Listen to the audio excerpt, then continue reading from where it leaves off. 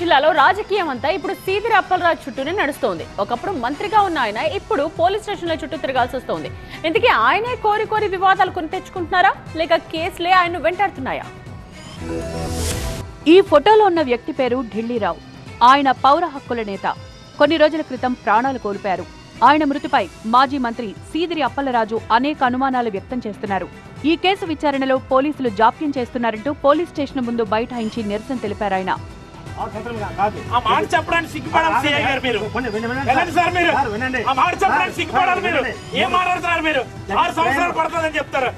రెండున్నర నెలలైనా ఓ వ్యక్తి మరణం మిస్టరీని ఎందుకు ఛేదించలేకపోయారంటూ పోలీసుల తీరుపై ఫైర్ అయ్యారు. అనుమానాస్పద రీతిలో చనిపోతుంది. వాస్తవాలు వెల్లడించాల్సినటువంటి బాధ్యత ఈ పోలీసులకి లేదా ఈ ప్రభుత్వానికి లేదా అని నేను అడుగుతాను. స్టేషన్ ముందు ఆందోళన చేసి ప్రజలకు ప్రభుత్వ ఉద్యోగుల విధులకు ఆటంకం కలిగించారు. నా బిజినెస్ కి జిఎస్టీ నోటీస్ వచ్చింది. ఇప్పుడు ఏం చేయాలో అర్థం కావట్లేదు. ఇప్పుడే ఒక జిఎస్టీ ఎక్స్పర్ట్ తో మాట్లాడు. ఇప్పటికిప్పుడు జిఎస్టీ ఎక్స్పర్ట్ అంటే ఎక్కడ దొరుకుతారు? బాస్ వాలా బీ ద బాస్ అంటూ అప్పలరాజు సహా 16 మందిపై కాశీబుగ్గ పోలీసులు కేసు నమోదు చేశారు. అయితే ఈ కేసులన్నీ కక్ష సాధింపే అని ఆరోపిస్తున్నారు. ఈ ప్రభుత్వం వచ్చాక తమ పార్టీ నేతలపై ఇష్టం వచ్చినట్లు కేసులు పెడుతున్నారని సీదిరి అప్పలరాజు ఆరోపించారు. తన మీద పెట్టిన కేసులే దీనికి నిదర్శనమన్నారు. ఎవరైనా సోషల్ మీడియాలో ఒక అంశం మీద అడిగితే ప్రభుత్వాన్ని నిలదీస్తే అని పిలిచి ఎఫ్ఐఆర్లు వేసేస్తారు.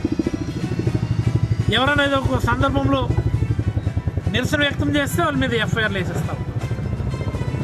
ఈ ప్రభుత్వం వచ్చి నా మీద ఇప్పటికీ 3 ఎఫ్ఐఆర్లు వేసారు. I don't understand. అసలు నేను ఏం క్రిమినల్ యాక్టివిటీ చేస్తున్నానో నాకే అసలు అర్థం అవడం లేదు. ఏం తప్పు చేస్తే కేసులు పెడుతున్నారో చెప్పాలని పోలీసులను అప్పలరాజు డిమాండ్ చేశారు. ప్రభుత్వాన్ని ప్రశ్నించినా సోషల్ మీడియాలో పోస్టులు పెట్టినా కేసులు పెడుతున్నారని ఆరోపించారు ఆయన. మా పలాసలో మద్యం బాటిల్ మీద 10 రూపాయలు వసూలు చేస్తున్నారని చెప్పి అందరూ కూడా ఎక్కువ వస్తుంటే అసలు మద్యం బాటిల్ మీద 10 రూపాయలు వసూలు చేస్తున్నారా లేదని దాని మీద విచారణ ఉండదు. ఆ మాట అన్నందుకు వాళ్ళని తీసుకొచ్చి విచారణ చేస్తారు.